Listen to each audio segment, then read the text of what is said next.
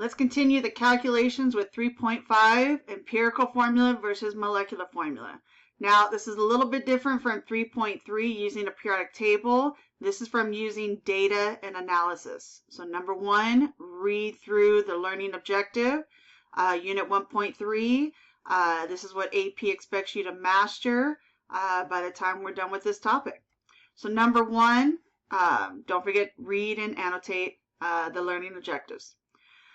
The law of definite proportion, it says that a compound always contains the same relative mass of constituents regardless of the source. What this means is the subscripts in a chemical formulas are always the same for a given compound or molecule. So basically, water has about 11.19% hydrogen, 18.81% of oxygen. I say tap water. I say DI water. It's still that much percentage of hydrogen and that much percentage of oxygen. Whether I talk about a solid, liquid, or gas, the water is still made up of 2 hydrogens and 1 oxygen. So no matter how much is in that container, state of matter, tap versus pure versus not pure, water is still H2O. So no matter what it is. Empirical formula, usually when we calculate it, has the lowest possible ratios. So like CH2O, that's a 1 to 2 to 1 ratio, water 2 to 1 ratio. I can't make the number 1 go any simpler than 1. I mean, we don't have decimals and fractions in our formulas. With molecular formula, they're usually larger whole number ratios where you could simplify it if you needed to.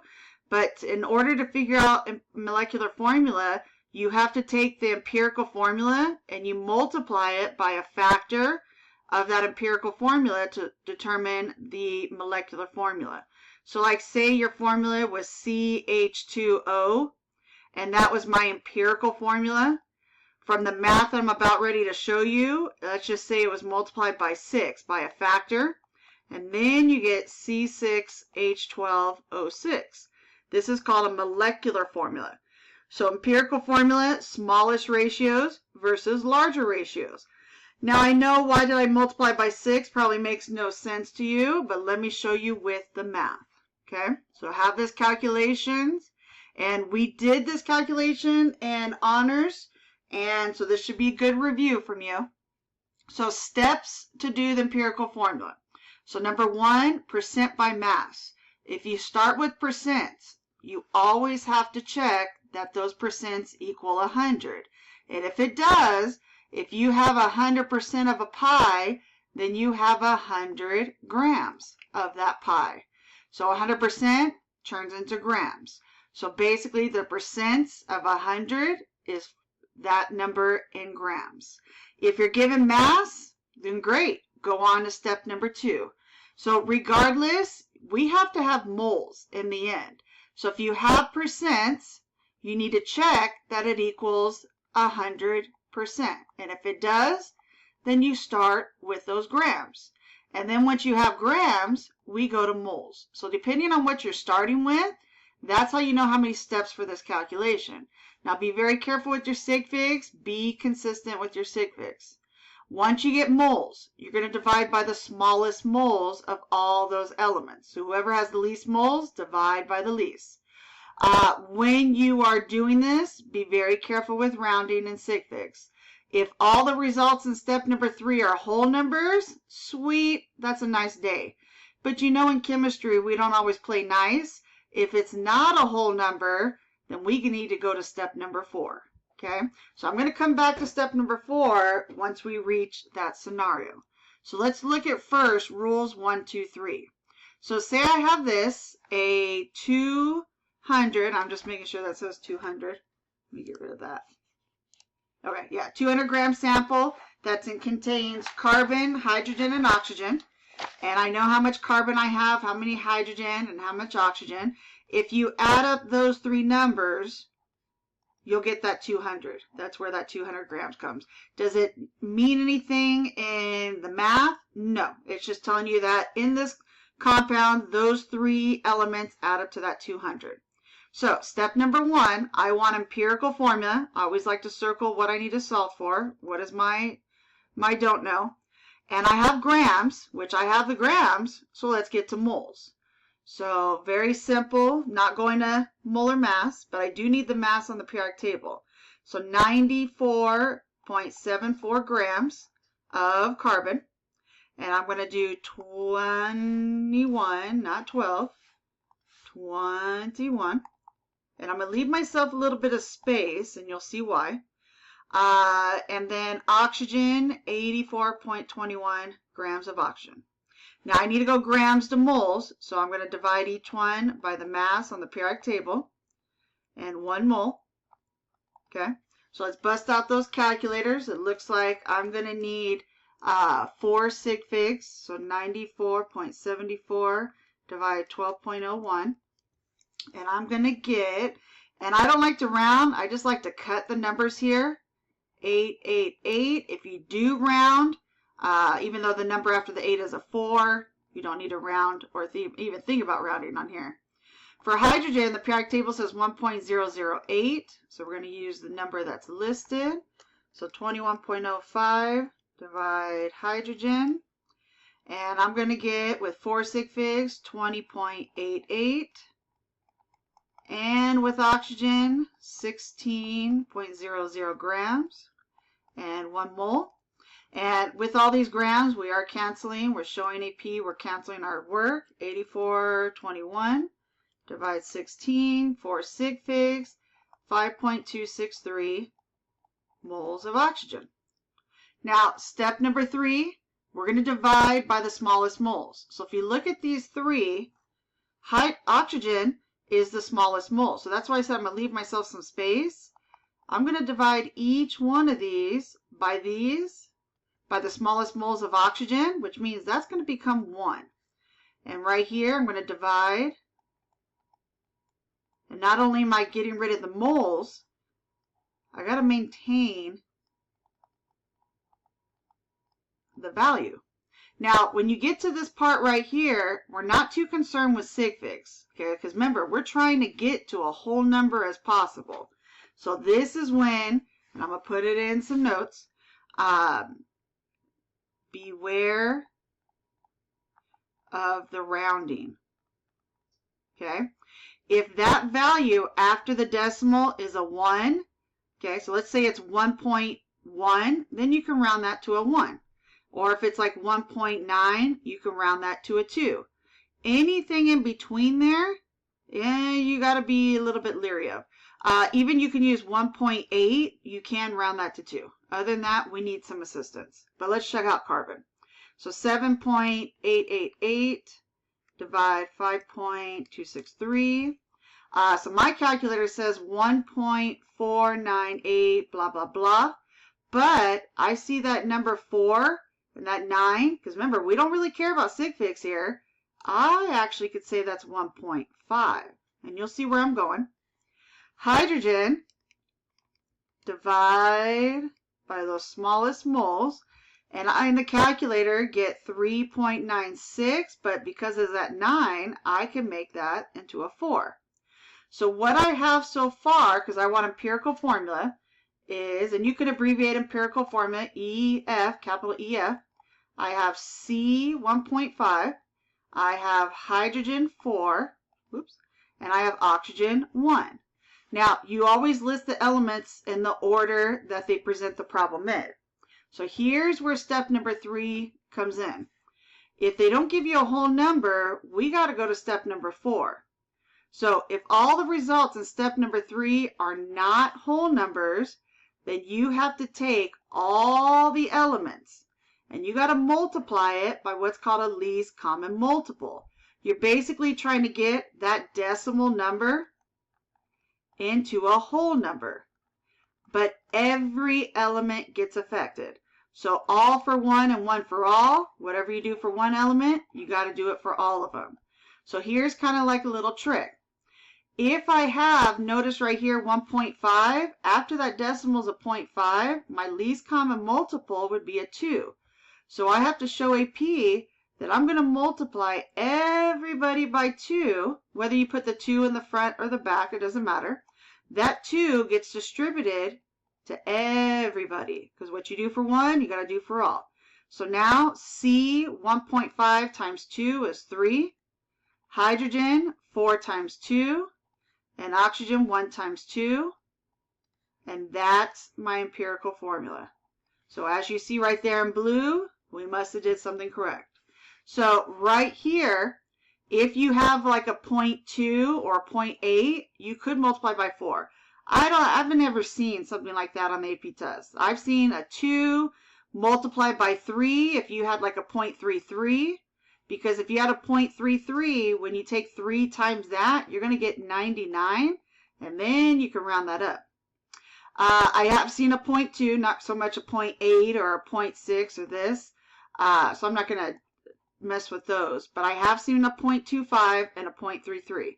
So when I say in this scenario right here, we don't really care about sig figs, you still got to look at what's after the decimal, because if you had a 1 or a 9, then you can round that down or round that up. So just beware of the rounding. Now the difference between molecular versus empirical. Empirical formula may not be the empirical formula. I'm sorry, the empirical formula may not be the molecular formula, the actual ratio of the element.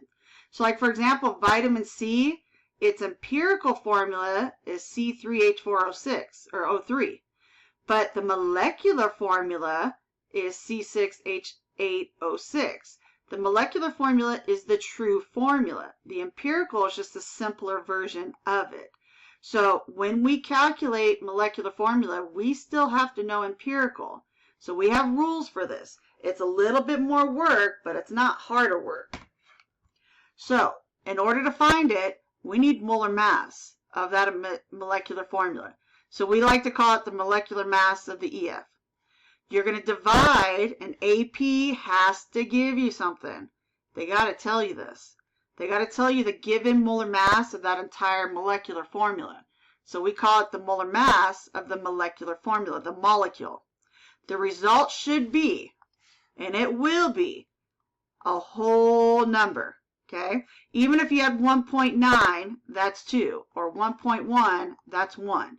It will be as close to a whole number. You will not have to figure out a least common multiple on this subject. This number indicates the number of empirical formulas in that molecule. You're going to use that whole number and you're going to multiply it by the empirical. And when you take that whole number times the whole formula, that is the true formula of that molecule. Okay? So let me show you how this works. Number 2 is a simpler version where they actually gave you information. They told you the empirical formula. They did all the work for us. We know that's the empirical formula. And its molecular mass, aka molecular formula mass, is 240 grams per mole. Remember, grams per mole is the same thing as grams. What is the molecular formula? Well, I'm going to use this cool equation. The molecular mass of the molecule, they told me, was 240. So 240 grams per mole. And they said my empirical formula was CH2O. So I need the molar mass of this. So I need to do some work. So I'm going to do this to the side. Empirical formula. I have a C, I have an H, and I have an O. So 1, 2, and 1. We're going to multiply these out.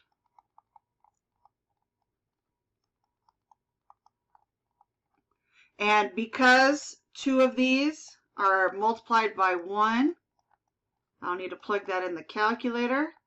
But I am going to be aware of that hydrogen. 2 times at 1.008 and 2.016 grams. So when I add that up, I still got to keep my 2 after the decimal. Oops, I didn't mean to put a 0.1 right there. When I add this up, I'm going to get a 30.026, but I'm going to put 30.03. And because they're using units of grams per mole, I'm going to keep that grams per mole going. And that is, oops, I don't want to say empirical formula. I want to list who it is. So that's CH2O. Okay, so here's my formula. The molar mass of the molecule divided by the molar mass of the empirical. So usually these types of problems, it's a lot of work, but they did all the work for us. They gave us empirical formula. So I'm going to take the 240 and I'm going to divide by that 30. And I get 7.99, which remember, we want a whole number. So that's 8. So I'm going to take the empirical formula and I'm going to multiply it, the whole thing, by 8. So this is the true molecular formula of whatever this hydrocarbon is. So C8H16O8. And we're checking our answer in blue, and we know that's correct. I want to solve one of these from scratch with you, from the beginning to the end, empirical and molecular. Okay, so we get some practice. All right, caffeine, my favorite molecule of choice. The molar mass. Now remember I told you there has to be something that they give you if we want to find empirical and molecular. So I know I got to find two things. That molar mass, that's for the molecular formula. So I'm going to need that soon, but not yet. They gave me percentage of carbon, hydrogen, nitrogen, and they did say the rest of it is oxygen. So I got to do a little math here. So in the directions, what if you have percents? Well, if you have percents, you have to check that it equals 100%. So we got to show some work. So because we're actually missing one of the pieces of information, and hydrogen, let's see, 40.48 of carbon, 5.20 of hydrogen, and 2886 of nitrogen, and the rest is oxygen. Well, I know it has to equal 100%, and because all these have 2 after the decimal, I'm going to keep the 2 going after the decimal.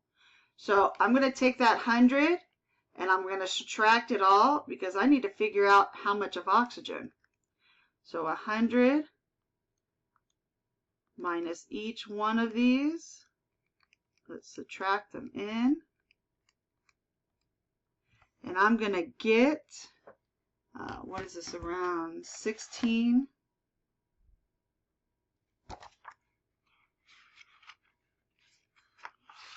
I'm just checking my work here. Yeah. All right, 16.46%. Now, because I have percent, usually I would be checking that it equals 100, but because I didn't have oxygen, I had to add them all up, subtract by 100, and then I get 16.46. But I need to tell AP something. Because I have 100%, I have 100 grams. So now each one of these values are now in grams. So I'm just going to take the value and throw them all into grams. It is not moving the decimal, okay? 100% equals 100 grams. So now I'm going to set up my grams. And we're going to go to moles.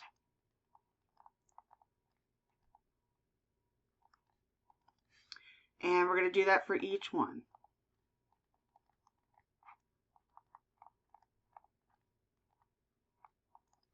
And for nitrogen, 28.86 and 14.01 and 16.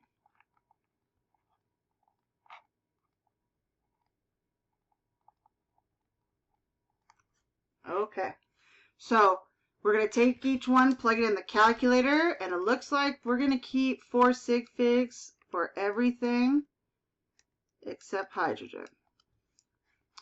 All right, so 4.119, but I'm going to round that to 120, and this is moles of carbon. And hydrogen, 5.16. Like I said, if you don't want to round here, you can also cut. Remember, AP says the last digit can be off by 1. So let's don't stress about the rounding. The sig figs matter more than the rounding. So far nitrogen looks like it's going to be our lowest, but let's keep checking. And then 16.46. And I lied. It looks like it's going to be oxygen. 1.029. All right, so because oxygen is the lowest, I'm going to be dividing everybody by oxygen, which means that's nice and simple.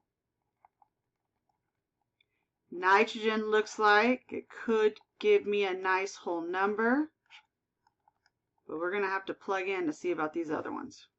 All right, so nitrogen, 2.060, and there's no reason why I started from the bottom to the top. You can start wherever you want. Oh, that's going to give me a nice whole number, 2. Hydrogen, going to give me a nice 5.0. And carbon, we may luck out on this one where we don't need a common multiple. Oh, look at that. You got nice, beautiful whole numbers.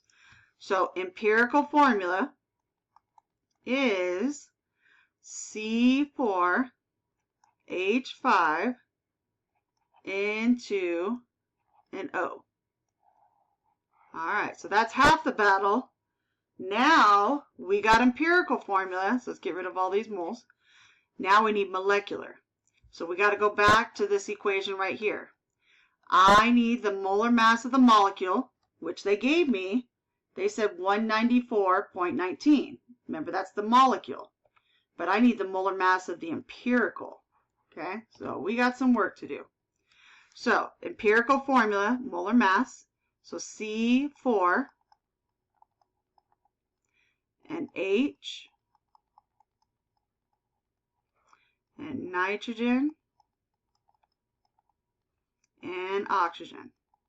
Now, if this molar mass equals that 194, then the empirical equals the molecular.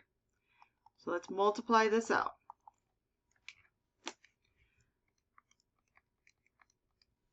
So we're going to keep those sig figs, 4816 grams. And 5.040, because I do have to keep 3 after, 28.02, and 16. So we're going to add this up, and it looks like we're going to keep only 2 after the decimal. So 9722 grams. Now this is for the empirical formula. Oops, that's supposed to be a 4. So according to our, let me zoom out some. According to our equation, molar mass divide by the molar mass of the empirical. So they told me in the beginning that I had a molecular formula for caffeine of 194. So they don't equal each other. So my molecular formula, always got to tell AP an equation, is the molar mass of the molecule over the molar mass of empirical. So in the problem, they said 194.19. And there should be grams on that number. Divide by 9722. I should get that nice whole number, which it looks like it will be. And it's 1.99, so I can round that to 2. So I'm going to take that 2 and I'm going to multiply it by the empirical formula, which is 2 times that C4H5 into an O. So the true molecular formula is 2 times 4 is 8, hydrogen 10, nitrogen 4, and don't forget that oxygen. And that is the actual molecular formula for caffeine. Okay? The most wonderful formula in the world. Okay? We're going to try another version.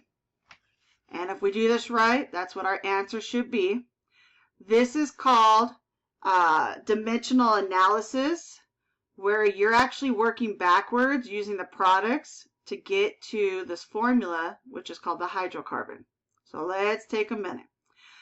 Oxalic acid is used in paints, cosmetics, ceramics. It's found in plants and vegetables.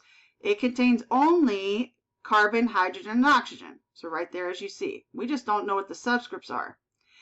If I have 0.513 grams of this acid, so this acid right here is 0.513 grams, just leaving some information. And I know I have carbon dioxide and I have water as my products. So I have 0.501. I like to list them under the chemicals in my equation. What is the empirical formula? So that's what I'm solving for. I like to put that as my question mark. Not even tackling part B yet. So let's tackle first part A.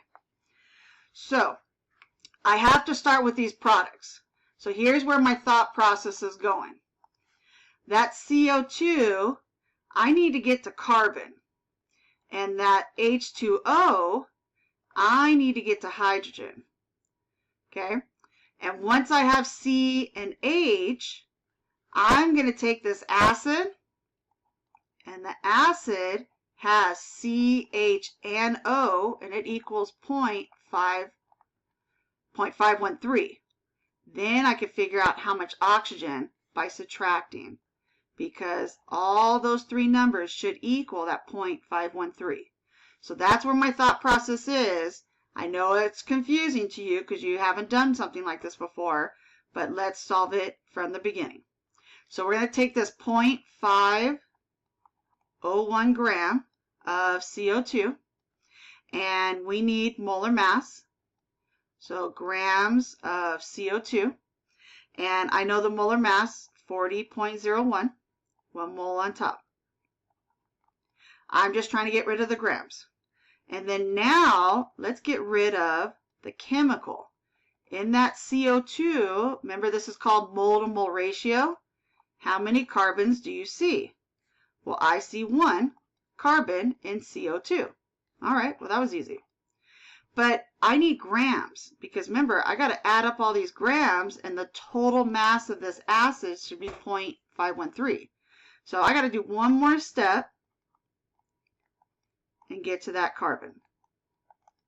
All right, so we're going to plug in 0.501 times 12.01, divide 44, and we should get 0.137 grams of carbon. So I already know this one, 0.137 grams of carbon. Let's do the same thing for water. The reason why I can't go to oxygen is because CO2 and water, they both have oxygen. So I got to solve for the carbon and hydrogen separate. So 0.103 for water. And we know water's molar mass by now. And in that molar mass, we have 1. And now let's use moles and moles. So in that whole molecule of water, how many hydrogens do you see? So hopefully you see 2. So bye-bye water. And now let's get to the mass of water. So 1 mole and then 1.008. So bye-bye mole. I forgot to cross it out there. And when I plug this in, I should get 0.0115 grams of hydrogen. Okay, so now I know my hydrogen, 0.0115. The total of this acid, 0.513. So if I know how much oxygen using that total of the acid, I can add these two up and subtract by the oxygen. So let's do that. So 0.513 minus 0.137 minus 0.0115. And my oxygen comes out to be 0.36. And because we only want 3 sig figs after the decimal, since my answer has 3, I'm going to go 5 because of rounding. So let's get rid of that question mark. Oops, get rid of that question mark. All right, so 5 grams. So now I found my oxygen. And now, ladies and gentlemen, what do we do in steps? Okay, so look at the rules. When you have mass, go to moles.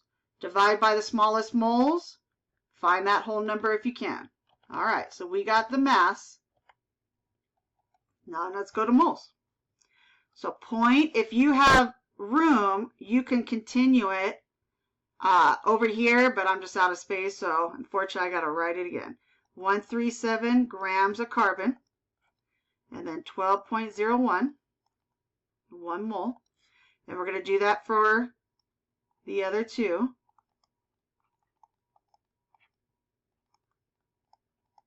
Sometimes it's easier to do all the work first and then pick up the calculator.